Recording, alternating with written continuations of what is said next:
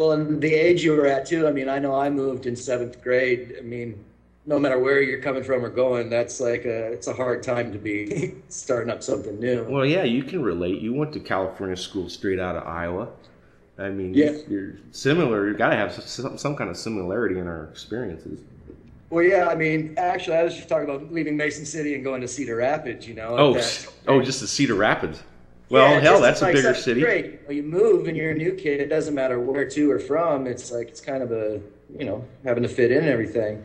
Did you feel like did you get into skating at the same time, or did skateboarding lead to punk, or did it kind of all happen simultaneously, like the other aspects of the culture other than music? Well, I was actually more into BMX. I was into like ramps. I mean, I had built a half pipe in my backyard, and I rode a bike on it. I really wasn't into the skateboard scene at all until I got into punk, because, like I said, everybody here had decks. Everybody was skating. All my friends, that were punks, all had skateboards. And it's like, well, I better get one. And I mean, I'm not going to ride a BMX bike, and they're all going to be skating. That's not cool. Yeah, so yeah. I got my first deck and adapted and became a skater and skated for years and years. And then my Nice. half pipe became my skate ramp instead of my bike ramp. When But the did music, you started playing drums before anything else, right?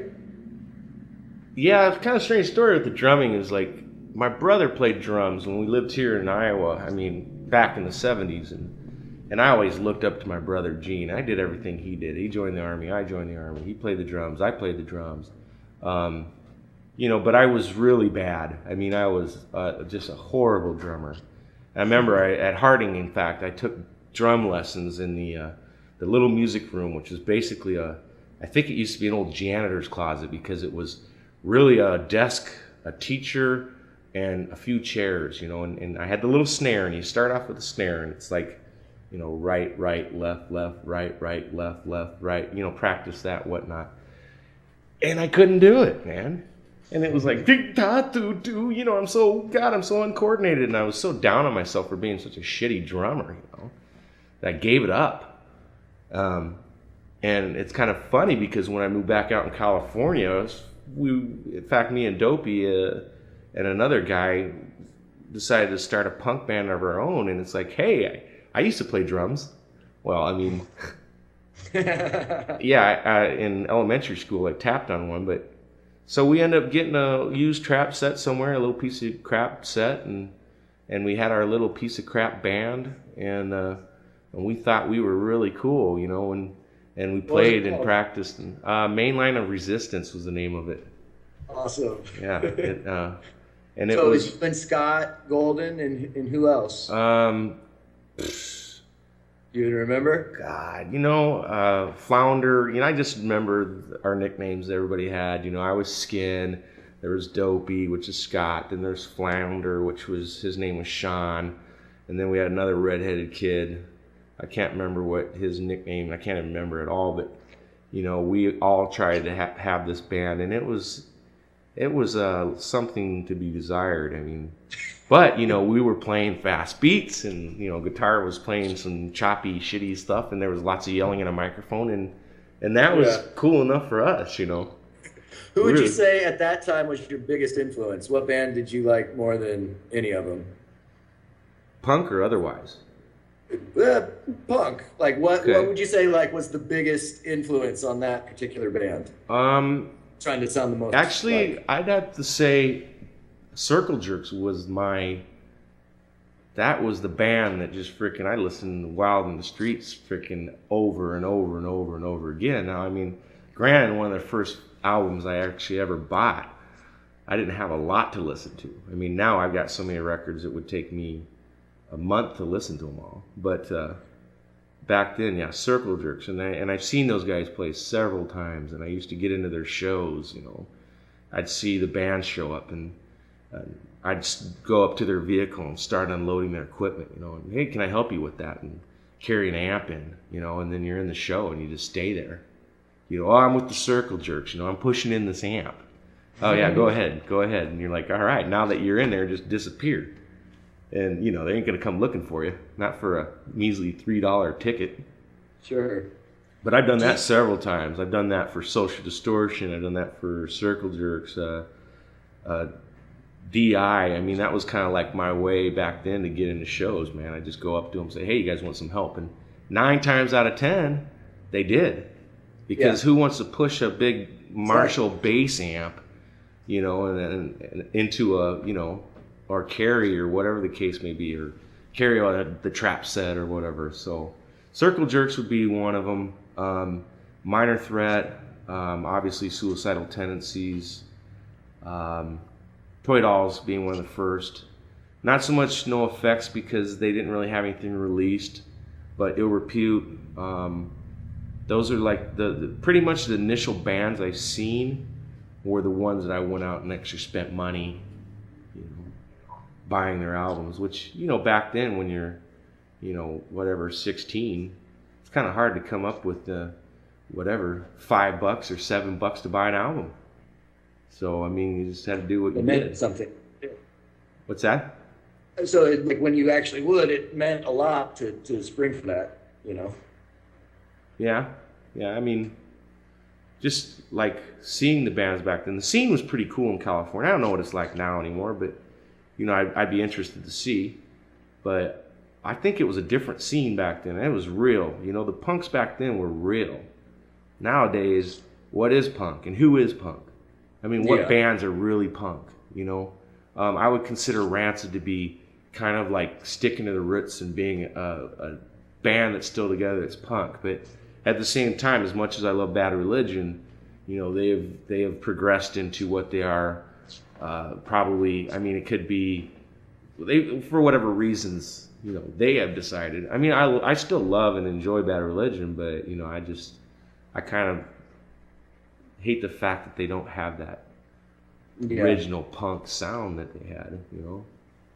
Well, going back to when you were first seeing these bands and listening to them and everything, had you had like aspirations to become a musician before that, or like thought, oh, I'd love to be in a band? It's just, you know, kind of like the state of music in the 70s and everything before punk came along, and sort of this bloated, you know, super slick produced thing. And I know a lot of kids they're like, I can't play like that. But then you go up and you see like Circle Jerks play, and you're like, shit, I could do that. I mean, was it sort of being influenced by the scene that made you want to become a musician, or were you kind of thinking, I want to start my own band, I want to play drums, I want to do this, and then punk kind of gave you the ability to do that? No, it was totally the scene. Mm-hmm. You know, I mean, I really didn't have any. I really didn't want to play. I guess I never even thought about playing in a band at that time. But like I said, you know, I went to those first few shows, and the more shows I went to, the more I went, my God, that looks like fun, you know. Mm-hmm. And like I said, you know, Mainline of Resistance puts together this little cheesy, choppy, crappy punk band, and that was like, wow, this is, you know, fun. And here I am, the drummer, and I actually started learning the drums, and I was self-taught, you know. I mean, I just mimic what I'd seen, and next thing you know, the rolls are coming out, and the fills are coming out, and I'm in time, and then it's like, wow, you know, this is a lot of fun. But see, Mainline of Resistance was really, we might have played a few small shows for friends, but there was never any crowd involved. It wasn't until I moved to Iowa we actually started getting into the, like, kind of the professional side of, professional side of being in a band, even though, you know, or more, I guess, the serious side of it. I shouldn't say professional, because we were just kids having fun. We didn't really think our music was all that good, to be honest with you. Yeah. And still, when I listen to it, it's like, God, that is like so easy. You know, I mean, compared to what we can do now, and you know, it's different. Sure, of course. So let's stay on California for a minute here. Did you notice, was there a lot of, you know, racist skinhead stuff going on? Was there Nazi punks? Was there like, you know, was there a lot of violence in the scene? Was it, you know, how, I don't know, can you talk just a little bit about that sort of thing? Well, the scene was pretty. It was pretty big. I mean, back then, it wouldn't be uncommon to go to Olympic Auditorium and 4,000 or 5,000 people at the shows. In fact, most of the time they had a show at the Olympic. Golden Voice would put on these great shows with bands from, they'd have like the English Invasion, then they'd bring over 3 or 4 English punk bands, or, there would be just festivals like Charlie Harper of Subhumans would have a birthday party, and he would invite whoever he could or whoever was interested, and you would see like 17, 18 bands play in one day, and yeah, there was a racist Skins. You had the National or the American Front, and then you had the American Firm, and the American Firm was more of a non-racist kind of independent, skinhead organization that was more into working class and doing something for your community rather than something to destroy your community, and it wasn't really racially motivated. And on the other hand, you had the American Front, which was, they hated everybody. But for the most part, if the Firm in the front or, normal, I wouldn't say sharp skins ever, but like if an independent skinhead, like somebody who just really wasn't affiliated with any kind of group other than just the music scene or the music aspect of it, they didn't clash too much. I've ran into a lot of front people, and they weren't really violent against me because I wasn't in the front. And so it wasn't that kind of thing, but yeah, the shows were violent. Yeah, there's always this thing between the suicidals, not the suicidal tendencies, but their following, the suicidals and the skinheads. I mean, you had to watch yourself when you went to a show and there was a lot of suies there, because the suies and the skins were just, I don't know why, I could never figure it out, I mean, I remember in the pit, at Fender's Ballroom, and some suicidals taking swings at me in the pit, and never made contact, but I just kept seeing this arm flailing towards me, and the guy had like, I'm gonna get you kind of look, and I was like, what's this all about? Who is this dude?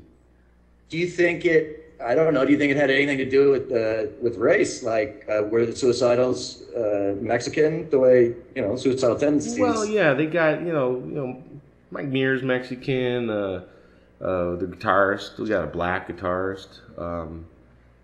But a lot of the perhaps what they thought skinheads stood for, maybe there was animosity. I don't remember anything. I don't remember anything in their music about it. At that time they really only had the one album out still.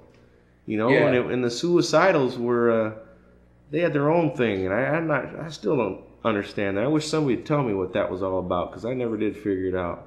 The whole reasoning behind that, because I've talked to the suicidal tendencies, and I don't ever remember them saying, "Hey, get away from me, fucking skinhead," or some shit. It was never like that. They're actually rather nice guys, but most of the Suies were whites, though. I mean, they weren't Mexican. Yeah, they had probably in the barrios, maybe they had the suicidals that were hardcore, but you go to a punk show, most of them were white kids. Those are the ones that could afford to go to the show. Are you frozen again? I think he's frozen again. Take a snapshot. Some small break. Yeah.